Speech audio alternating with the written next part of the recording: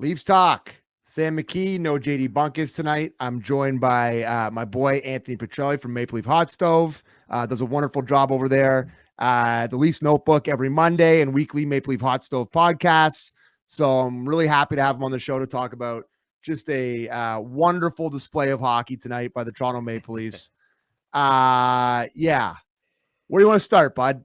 Because I kind of had a loss after what I just watched there. I don't really know where to start. There was moments of brilliance, mostly on the back of a horrible third string goalie for the Carolina Hurricanes. But outside of that, I don't really know where to start. I'm kind of at a loss. I'm dependent on the guest here. Where do you want to start, bud? If we have him. Yeah, I mean, they had a chance to beat them. Mm-hmm. Can you hear me? Yeah, I got you. You're breaking up a little bit.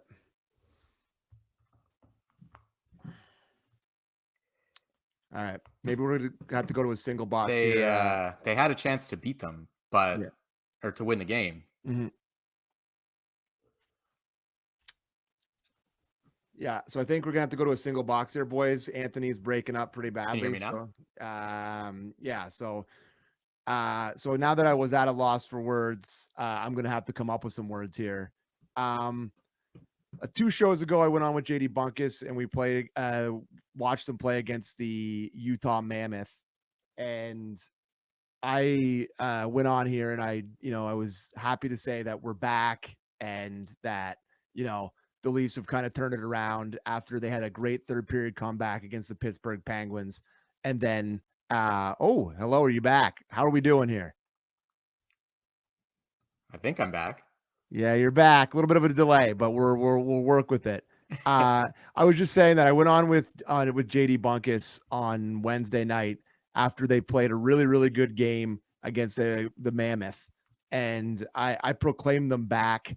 I thought that it was sort of the end of the October lull that they have every year, and that it's, they're heading into this November where historically in this era of Leafs hockey, they've really, really turned it on and they've really separated themselves from some of the bottom feeders and some of the mid feeders in the Eastern Conference. And it feels like that has kind of went away here over the past 2 games, where they give up 85 shots in the last 2 games, last night against Boston and today against Carolina. It's very, very concerning defensively, Anthony. I don't really know what to say or who to blame or what the huge issues are, but they had some chances to win this game. But man, the defensive deficiencies right now are pretty worrying. Yeah, I mean, they could have won the game, but they had no chance to beat them. Yeah. Like they got completely outplayed. They got completely cleaned out. I think everyone that watched that game understood that.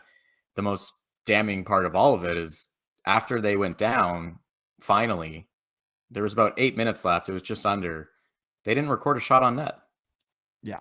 They had 0 shots on net after they went down at home to lose their second game in a row at home in as many days. And it's a bad play by McCabe, which was coming for him. He had the one nice pass on the Matthews goal, but otherwise struggled, which is a good memory bank thing to pop in when people inevitably say, play him on the right side. Yeah. Shouldn't play on the right side.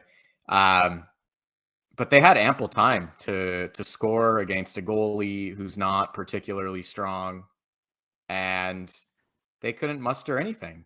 They weren't even close. I mean, Carolina carried the play after they took the lead in Toronto. So, the Boston game, I don't want to say chalked it up to, but I kind of looked at that game and thought, Boston came in hot, but undermanned. And sometimes when that happens, you work a little harder and your details are better because, you have guys coming in, they're hungry, so on and so forth. Fair enough. I thought the Leafs got outworked straight up against Boston. I thought Boston worked harder. Mm-hmm. And so I kind of came into this game thinking like the Leafs will work hard and the Leafs will be the aggressor. And, you're talking about the games this past week. There's a video that came out after the Pittsburgh game with Matthews, right? That the team posted. And he's talking about being tenacious. Like, we're tenacious. I'm like, what? Why not? There is zero tenacity that is taking place with the C. I disagree with that assessment, Mr. Matthews. Yes. Like, I gotta ask, are they this bad? No. Like, No. are their players this bad? Like, Let me is the attention to detail defensively when you have guys that have been good NHL defensemen over their careers, and I know Carlos looked bad this year, and Riley hasn't been great, and I don't think McCabe has been particularly good since Tanev's gone out, and I don't think, Oliver Ekman-Larsson's covered himself in glory. Like, it's pretty much the entire decor, right?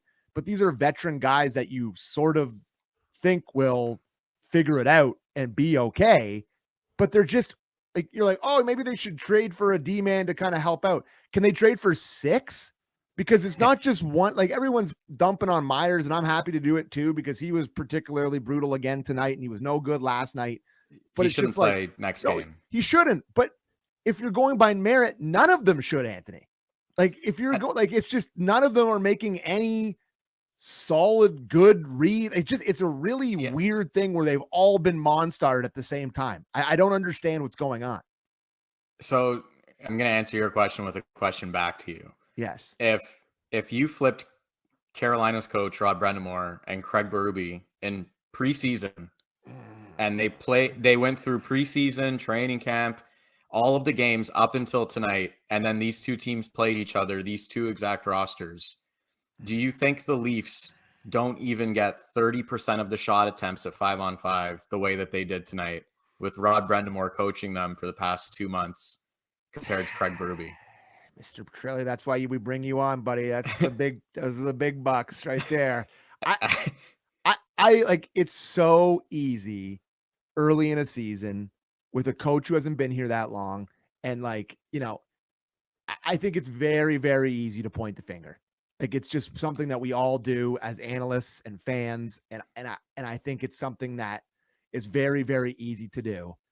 But I'm trying to figure out why it looks like this. Because is their roster a little bit worse than it was last year without Mitch Marner? Clearly. Mitch Marner is a very good player, and he did a ton for them defensively as well as offensively, and on the penalty kill, power play, all the stuff we know he did. But like, they're not this much worse. So I'm really trying to figure it out. I'm really trying not to be like, it's the coaching staff, it's the coach, it's this, it's that. Like, is it the coaching staff?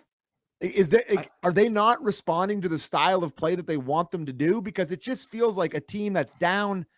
They, like you said, they didn't get a shot. Where the shots in the third period, 20-2, and you see Berube on the bench, bud, and he's losing his mind constantly, like overtly, making a scene, screaming at them, yelling F-bombs, like, so the cameras can see, everybody can see his distress, and there's zero response. Like, there's zero emotional response to it. That's worrying to me if I'm the coach. Yeah, and usually, I mean, let's be honest, that's usually a sign of someone who it's not going well. And if you look at the team, I think what's damning about it is the way that they talked about constructing their roster deeper, heavy forecheck, all these sorts of things. And then you look at their team so far, what can you say about them? They're 5th in the league in goals for, and they're one of the worst teams in the league in terms of goals against. Is there a worse team? St. Louis, technically, Yeah. I believe. Unless my NHL app hasn't updated or hasn't updated, and the Leafs actually just nudged ahead with them. Yeah.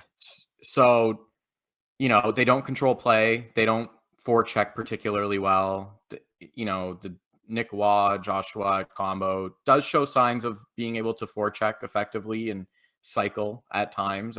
Like, I don't want to completely slag on it, but the bigger point here is all of the things that we would think that a Craig Berube team would want to do, and the things that he tells us that he wants them to do, they don't do them. Yeah. The things that they're good at are like, they shoot the lights out. That might be it. Their penalty kill is pretty good. I actually like their penalty kill. I think Derek Lalonde has done a good job with it. But that, the power play shows signs of life. That's about it. Like, none of those things, the special team units aren't really down to the head coach. And then they score a lot, and they're bad defensively. It kind of feels like it did real early on in the core, where like it was just like this sort of high event hockey where you're just carried by the guys. It's the same thing it's been. It's the team A, team B thing with just one less guy on team A. And I guess you can move Nyes onto team A where his production's been excellent this year. I think he's having a really great start to his, excuse me, a really great start to his year. But like without his production and like Willie is carrying them off it, like the four guys, it's just a new core four. You've taken out Marner and you've put in Nyes, and that's just what it is now. And without those four guys, clearly you're not, you're talking about what it is below that. I just don't know. I really can't put my finger on it because like a lot of the goals tonight, and specifically, I think it was the second goal. I did a video on it. I'm sitting there on my couch. I'm pissed off about it. There's just these wide open gaps everywhere. Like the forwards and like, I don't know, it's just the gaps between the forwards and the D. It just feels like there's so much open ice everywhere. They just have these. How many times has this exact play, if you're watching on YouTube or Sportsnet Plus, how many times, like this is anecdotal, does it feel like a forward can just drop to F3 for a wide open shot this year? I feel like that's happened 4 times a game. It's just, I don't know. Here's my issue actually with the goal. And when we go back to the start of it, the puck comes around the wall in the offensive zone to Matthews and makes zero effort on it. And so I think what he's sitting there, he's going, I'm lifting a stick, the puck's going around, but he doesn't actually know. Like you can do that on a power play because you're going to win the race to the wall. Mm-hmm. But he's lifting it. And do you know who that defenseman is on Carolina? Number 64? No. His number is 64, Anthony. I don't know who he is. He's Joel Nystrom. That's his 9th game in the league. Yeah. He is 5'11", and he's listed at under 180 pounds. And the puck goes low to Matthews, and it's like, how are you not dominating this guy? Or just stop the puck. But how aren't you licking your chops? Yeah. Like you're like, I don't even know this guy's name. No, I don't know. He shouldn't even be on the ice with me. Yeah. And you're essentially trying to lift his stick to facilitate someone else making a play. And then what? Like you're going to roll, try to get open. It's, one of the things they did talk about in the summer without Marner, like Berube said it a number of times, like Matthews is going to have the puck more. He's going to have to make plays. And it's like, man, if you're lifting Joel Nystrom's stick, to have it go around when they're already loaded up your line in the first place, it's not like it's Matthias Michelli or Nick Robertson there. It's like they loaded up the best they could. Yeah. And, that line ultimately got outscored in this game. And I'll give them the third goal. Like that has nothing to do with them. McKee makes a bad play. Yeah. Like, what do you want any of them to do? Matthews, like, I won the face-off. McKee threw it up the middle. But, at end of the day, like they got outscored. Yeah. Even if you took that away, they were 2-2 with like that goal, in my opinion, being blatantly on their fault. Like Matthews didn't track back well after that sequence in the offensive zone. Mm-hmm. So you look at it, it was kind of the same thing last year. It was like, and we talked about it a few times on the radio towards the end of last season. It's like, if you're playing your best left winger, your best center, and your best right winger together, then they need to dominate. They need to be unbelievable. They got outscored 3-2 today. I think they carried like under 30% of the shot attempts, just like the rest of the team. Last night, they went 0-0 against Boston and, Merritt Kuznetsov at center without Charlie McAvoy. And so they lost their minutes all weekend. The Leafs lose both games.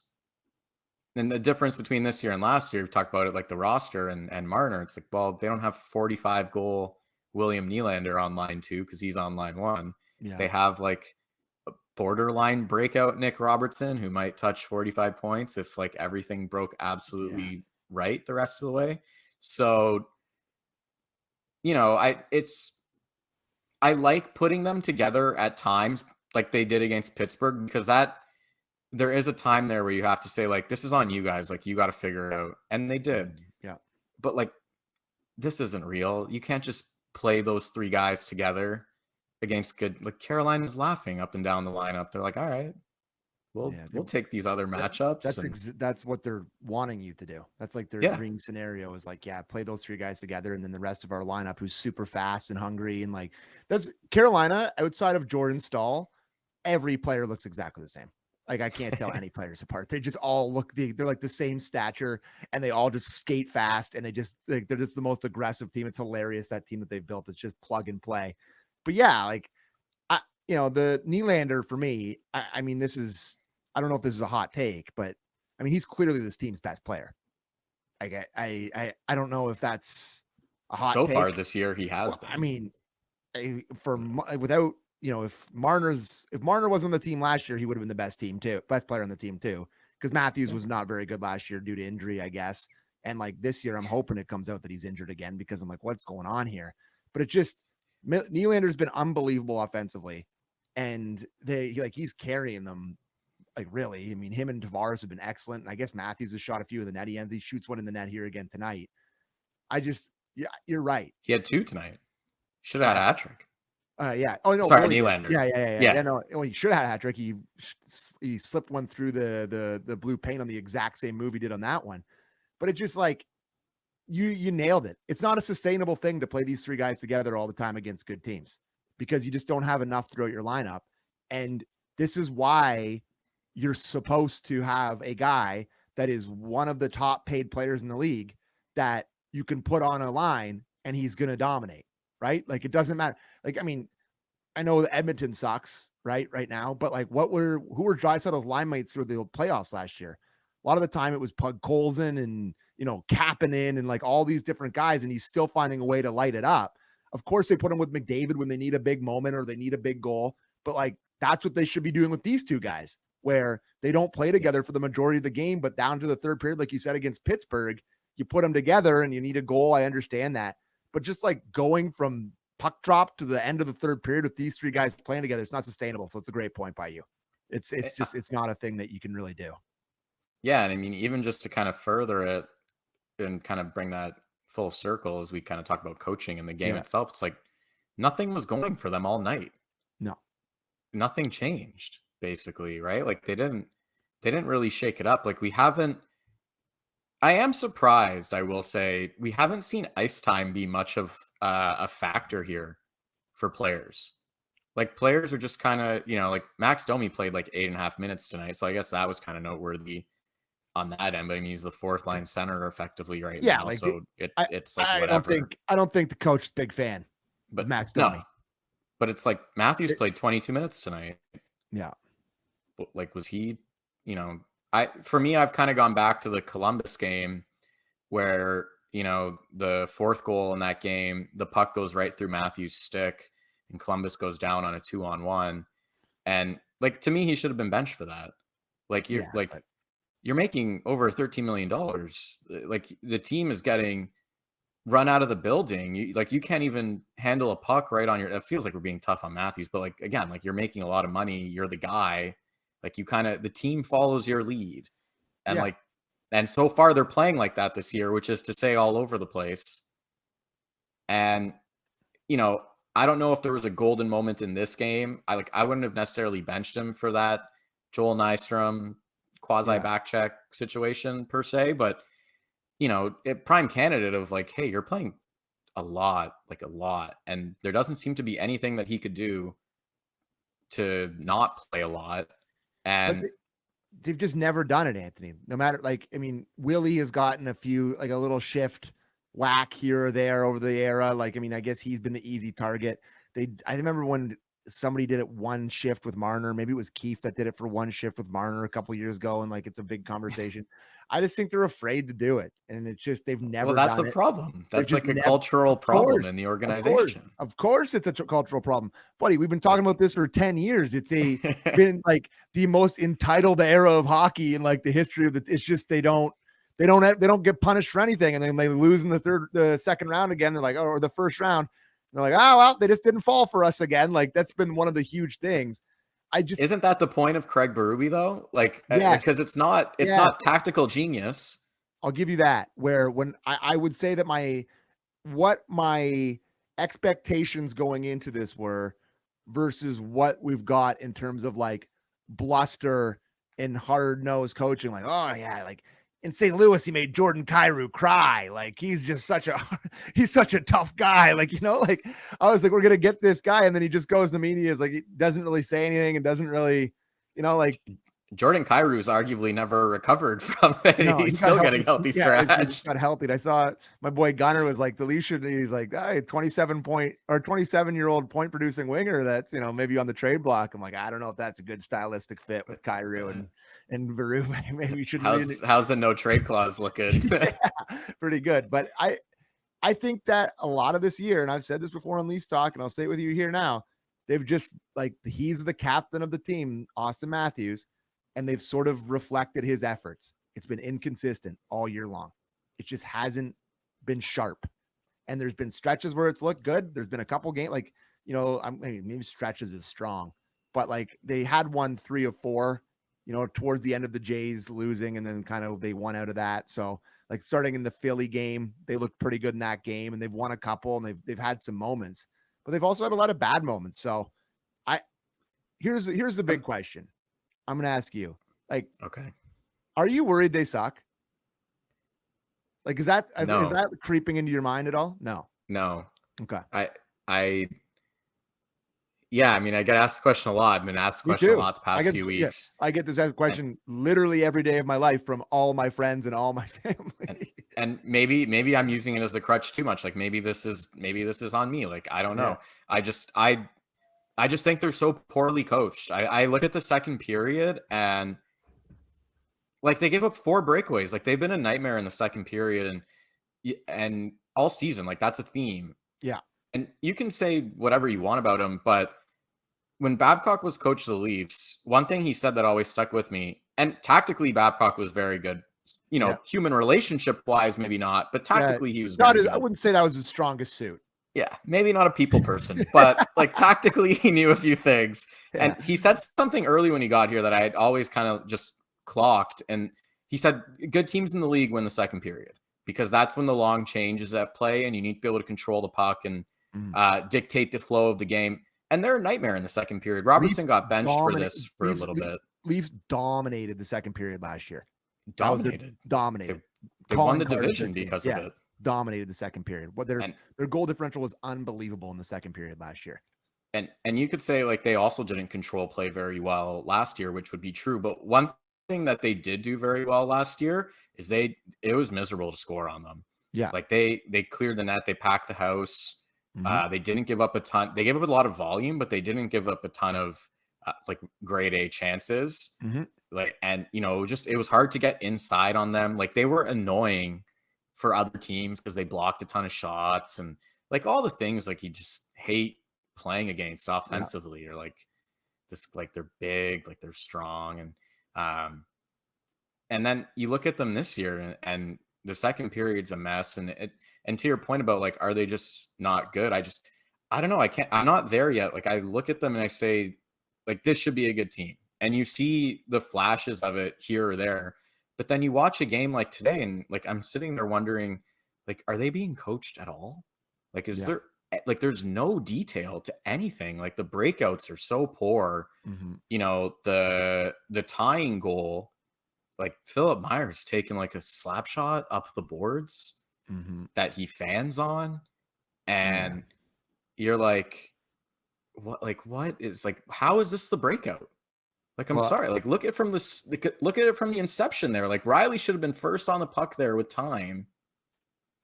And, it's like rims around, giveaway, poor battle by Knies, who played 21 minutes tonight, by the way. I don't know why. Well, Myers fanned on the puck. Knies doesn't get it again. Matthews is above the puck, which he has been for 2 games now. It's like 40 things here. Yeah.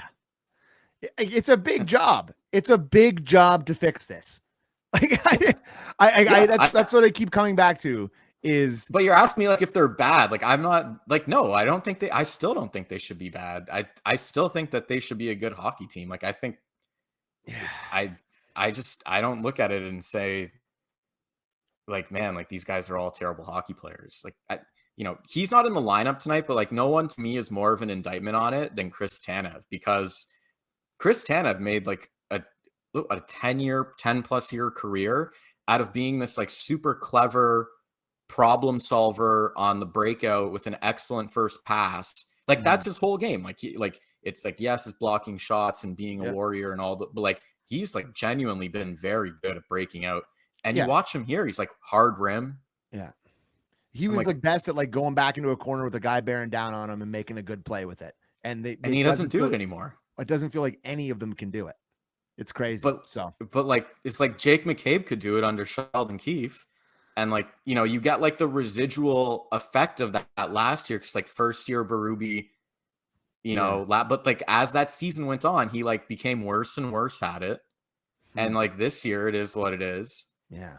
It's like Ekman Larson came from Florida, like could break out, like looked really good. Yeah. Not going to talk about Morgan Riley, but like, it's like you kind of go through a lot of these guys and I'm like, well, a lot of them were really good. They all didn't. It's not a coincidence that they all didn't lose it at the exact same time. Like, I mean, you could argue that they're aging, and I take that argument to some degree. The idea that they all just decide, like they all at the same time. It's bad luck. I find that it's really bad luck if they all just suck now. That's what I'll say. Like I think it's really unlikely. Yeah, it's the opposite of the Jays. Like where all their players had like the best years of their lives that like culminated in them going to the World Series.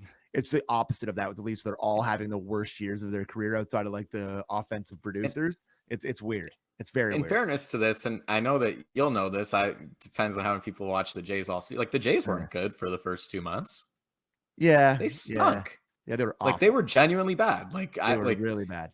Like I remember that May was one of the hardest watches of all time. They scored one run every game. It was horrible. It was horrible. Awful. That sweep by the Rays that they suffered was like Chris Bassett sweating to death in that ballpark down there. Yeah, I remember that well.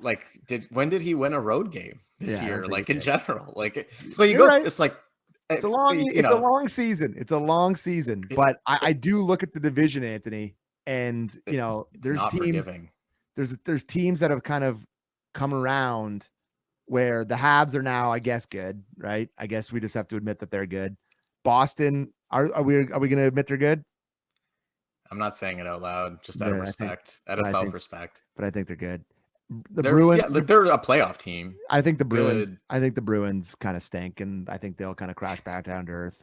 Like they beat the Leafs, but I don't think that's much of an indictment. I think Tampa's good. Red Wings aren't really this. Like I just think there's a lot of like Florida's not going to be in second last in the division forever. Like the Leafs kind of got to figure some things out here in a hurry. It's not like one of the classic barometers in hockey, like what hockey guys talk about all the time, is American Thanksgiving, right?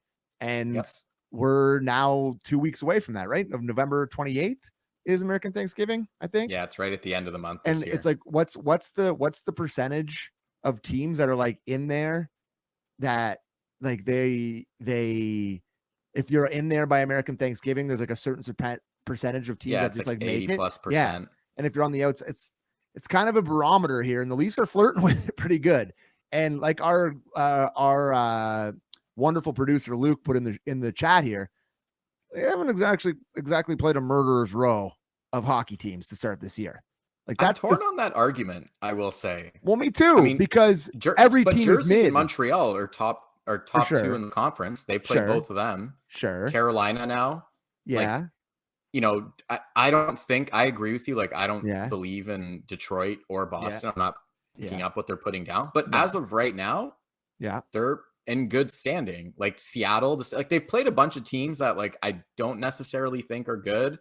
Utah included, Pittsburgh included. Yeah. But they've all done well to this point.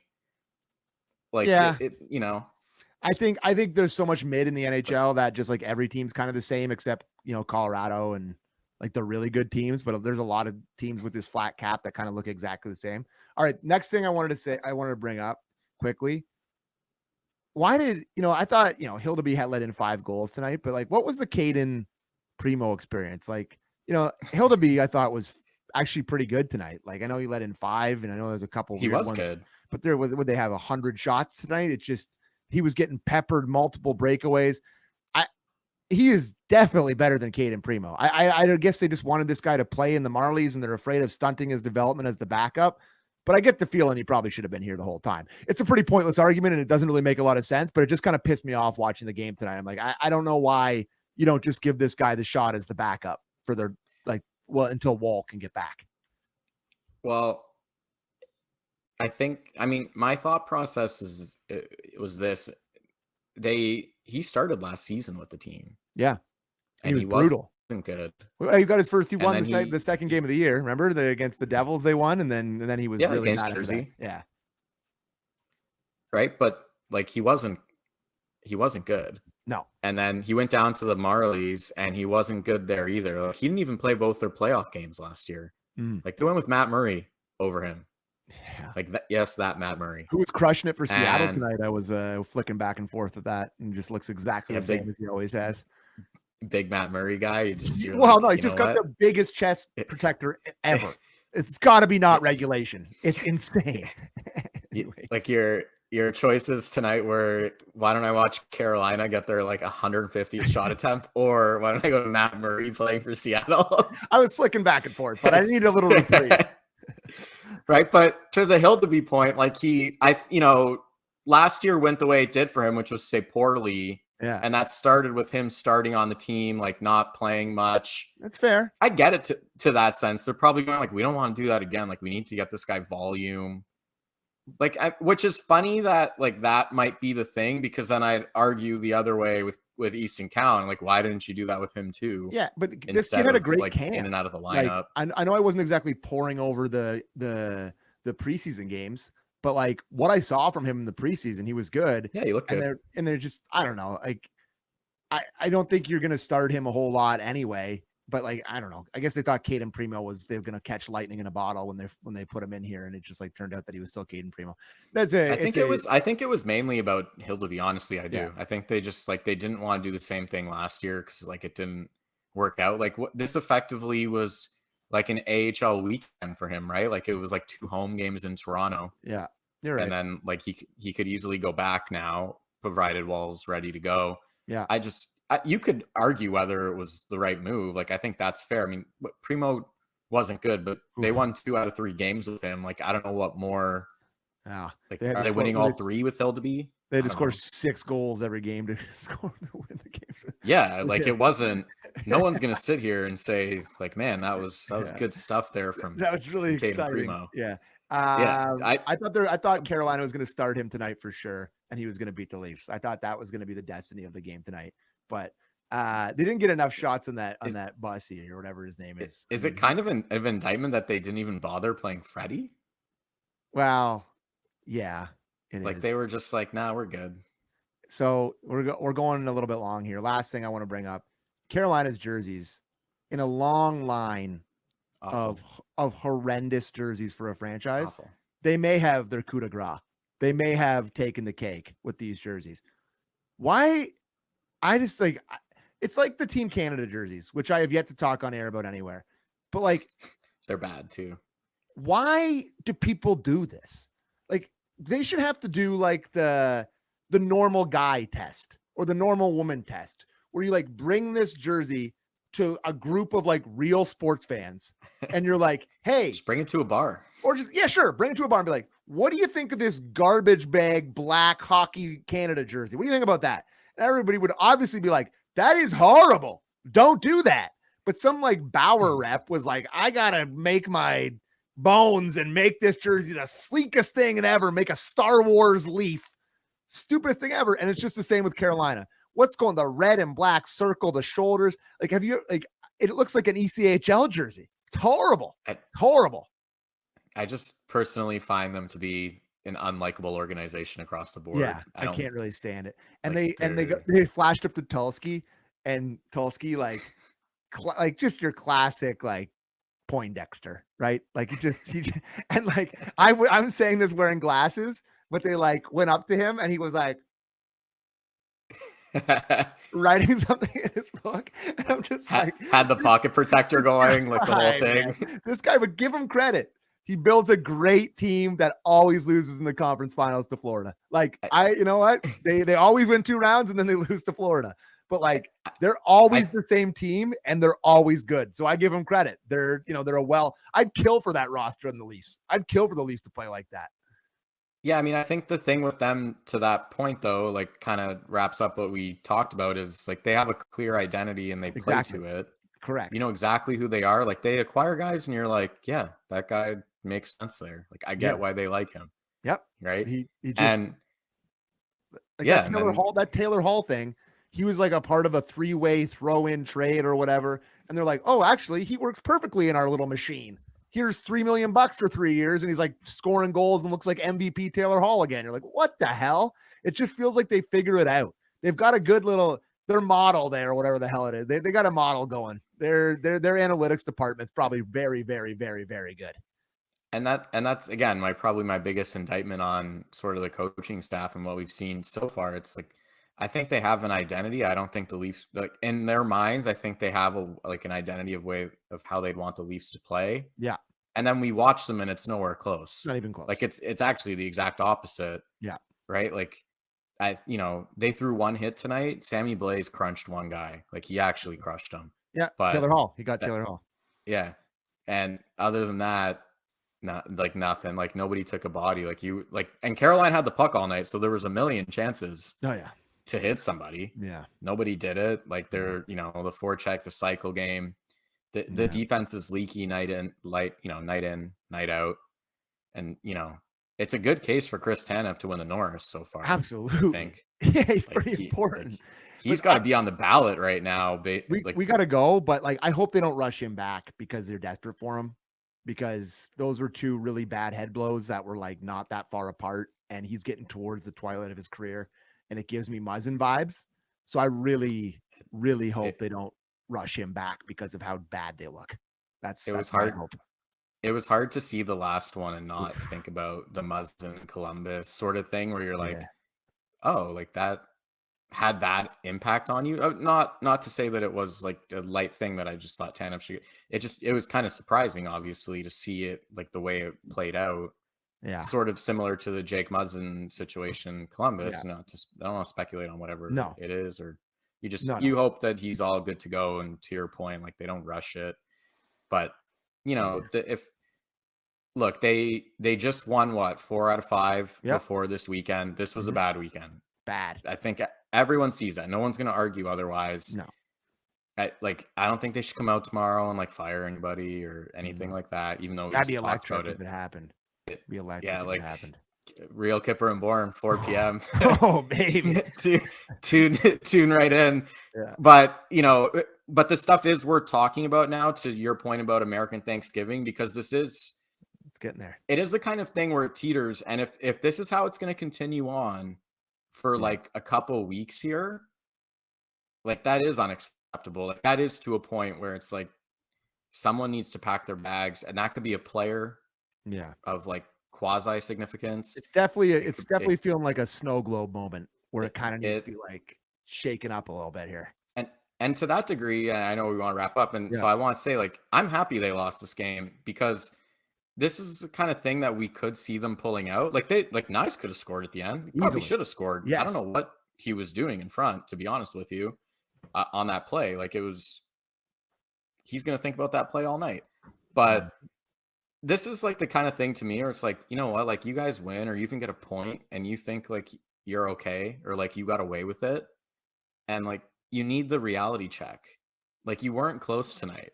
No. Like you weren't even, it looked like a different league. Yeah. It looked like an NHL team versus like an AHL team, or like when the Zigzags have to go up and play against a B team for a game. It's like, it's just, you're getting circles skated around you.